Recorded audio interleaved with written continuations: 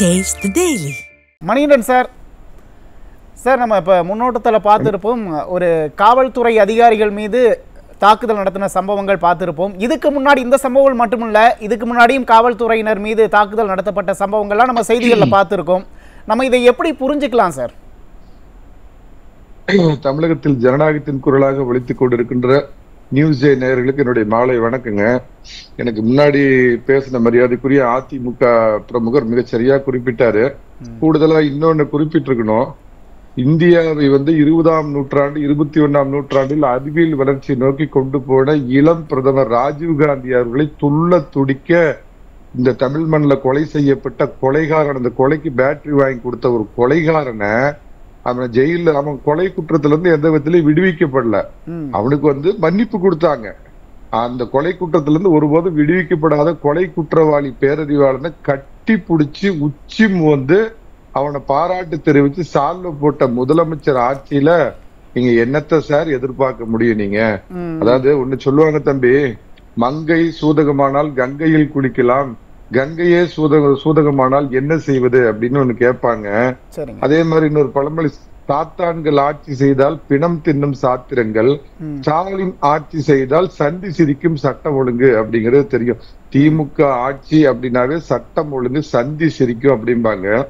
கூடுதலா இல்ல, இங்கதான் அந்த கேள்வி, அது திமுக ஆட்சிக்கு வந்தாலே சட்டம் ஒழுங்கு பிரச்சனைகள் அதிகமா இருக்கும், குற்றங்கள் நிறைய நடக்கும், பாலியல் வன்கொடுமைகள் நிறைய நடக்கும் அப்படிங்கிற ஒரு எழுதப்படாத விதி இருக்கிறதா தொடர்ச்சியா ஒரு விமர்சனம் வைக்கப்பட்டுக்கிட்டே வருது. அதத்தான் சொல்லுவோம், இந்த மன்னன் எவ்வளியோ மக்கள் அவ்வளி அப்படின்னு சொல்லுவாங்க. ஆட்சி செய்கின்ற மன்னன் எப்படி இருக்கிறான்? இப்ப உதாரணத்துக்கு சொல்றேன், நீங்க ஒரு ஸ்கூல்ல படிச்சிருப்பீங்க, உங்க ஸ்கூல் ஹெட்மாஸ்டர் மிக கண்டிப்பானவரா, எந்த அத்துமீறலையும் அனுமதிக்காத மிக சரியான நேரத்துக்கு எல்லாமே சரியா நடக்கணும்னு ஒரு கண்டிப்பு பேர்வழியா நான் படிச்ச காலத்துல என்னோட ஹெட்மாஸ்டர் அப்படித்தான் இருந்தார். அப்ப அந்த ஸ்கூல் எப்படி நடக்கும்?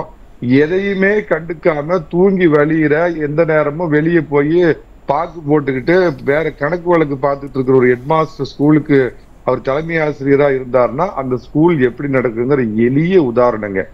ஒன்னே ஒண்ணு தெரிஞ்சுங்க, அதிமுக ஆட்சியில அம்மா அவர்கள் இருந்த போதும் சரி, பின்னாடி இருந்த திரு எடப்பாடி பழனிசாமி அவர்கள் ஆட்சியில் இருந்த போதும் சரி தம்பி, அதிகபட்சம் போலீஸ் ஸ்டேஷன்ல ஏதாவது ஒரு பரிந்துரைக்கு அதிமுக கரவேட்டி கட்டி உள்ள போனவங்க போய் ஏதாவது பரிந்துரை பண்ணியிருந்தாங்கன்னா அடுத்த நாள் காலையில அவங்க பதவி பறிக்கப்பட்டு கட்டம் கட்டப்பட்டு நாளிதழ்ல கட்சியை விட்டு நீக்கப்பட்டார் அப்படின்னு செய்தி வர்றப்ப டிஜிபியோட உட்காந்து டின்னர் சாப்பிடுறான். யாருன்னு கேட்டீங்கன்னா சர்வதேச போதை கடத்தல் மண்ணை டிஜிபியோட சர்வசாதாரணமா உட்காந்து டின்னர் சாப்பிட்டுட்டு இருக்கிற ரெண்டையும் நீங்க தொடர்பு படுத்தி பாக்கணுங்க.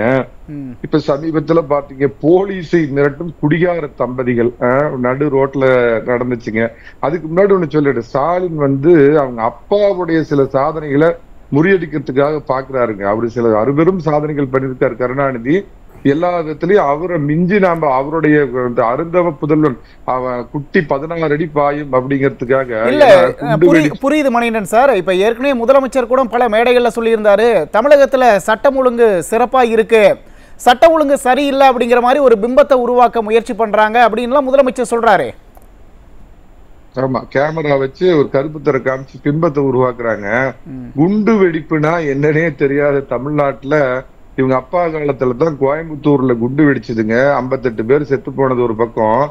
ஒரு யூனிஃபார்ம்ல இருந்த கோவை செல்வராஜ் அப்படிங்கிற ஒருத்தரை நடு ரோட்ல பயங்கரவாதிகள் குத்தி கொன்னாங்க. அதுதான் அந்த கலவரத்தோட முதல் பிள்ளையார் சொல்லி அப்படிங்கறது முதல்ல தெரிஞ்சுக்குங்க.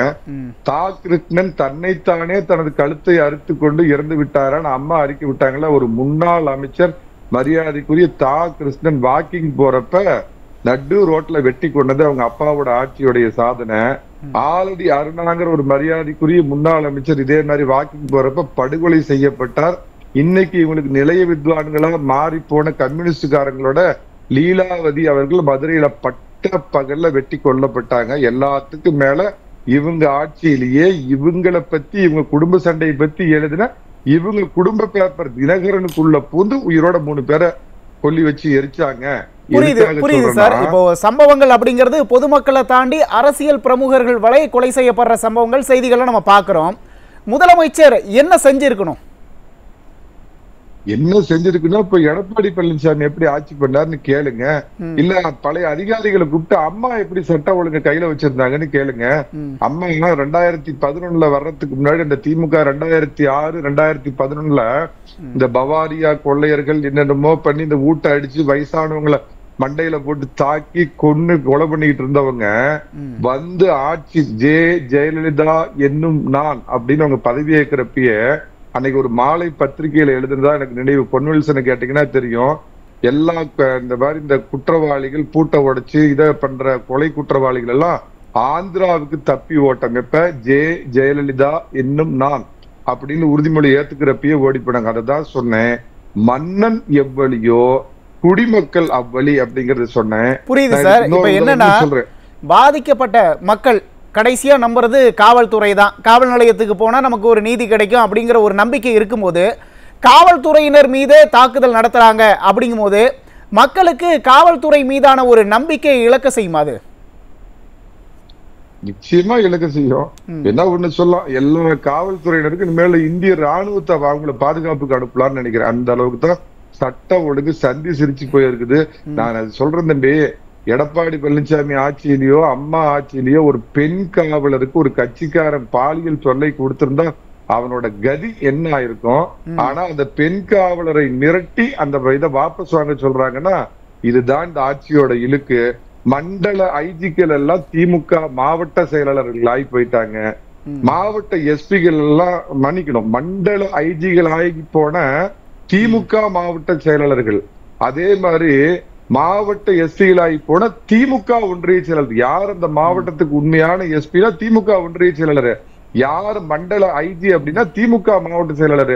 நேருன்னு ஒரு அமைச்சர் இருந்தாரு, நான் போட்ட ஆள் தான், நம்ம பையன் நம்ம கிட்ட இருந்தாலு நான் தான் போஸ்டிங் கொடுத்தேன் அப்படின்னு ஒரு பொது மேடையில சொல்றாரு. அப்படின்னா திமுக அப்படிங்கிறது மது எப்படி வீட்டுக்கு கேடு நாட்டுக்கு கேடுன்னு சொல்லுவாங்களோ, திமுக ஆட்சி என்பது தமிழகத்திற்கு கேடு, ஒரு தலைமுறைக்கே கேடு. புரியுது சார். இப்போ வந்து ஏற்கனவே விருதுநகர்ல ஒரு பெண் டிஎஸ்பி தாக்கப்பட்டாங்க.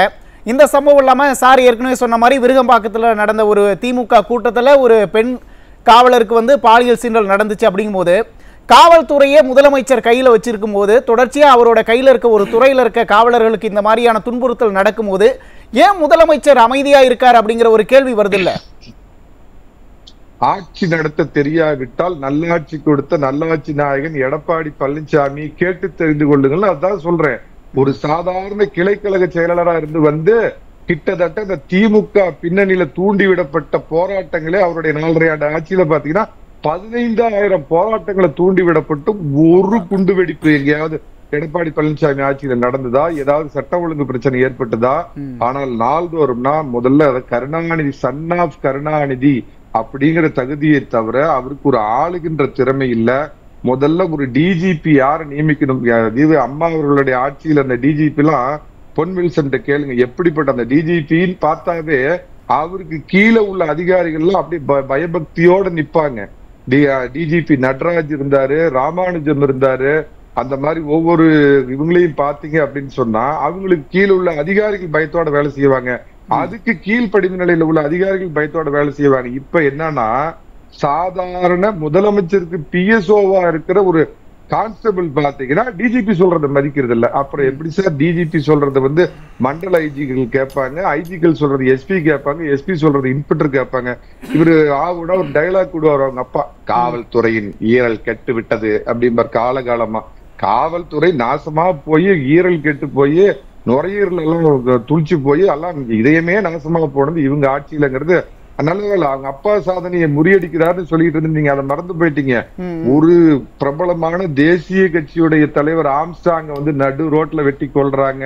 ஒரு காங்கிரஸ் கட்சியுடைய மாவட்ட நிர்வாகியை கொலை பண்ணது இதுவரைக்கும் ஸ்காட்லாந்து யார்டுக்கு இணையான காவல்துறை தேடிக்கொண்டே இருக்கிறது. வேங்கை வயல்ல போய் மலத்தை கலந்தவன 3 வருஷம் ஆகி இன்னும் தேடிக்கொண்டே இருக்கிறது.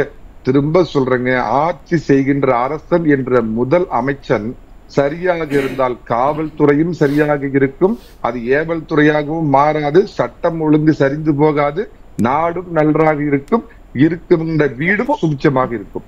புரியுது சார். இப்போ சட்டம் ஒழுங்கு பிரச்சனைகள் தொடர்ச்சியா நடந்துகிட்டு இருக்குமோ அப்படிங்கும் போது முதலமைச்சருக்கு வந்து அந்த சட்டம் ஒழுங்கு பிரச்சனைகளை வந்து தடுக்க தெரியலையா, இல்ல அதை கண்டும் காணாம இருக்காரா?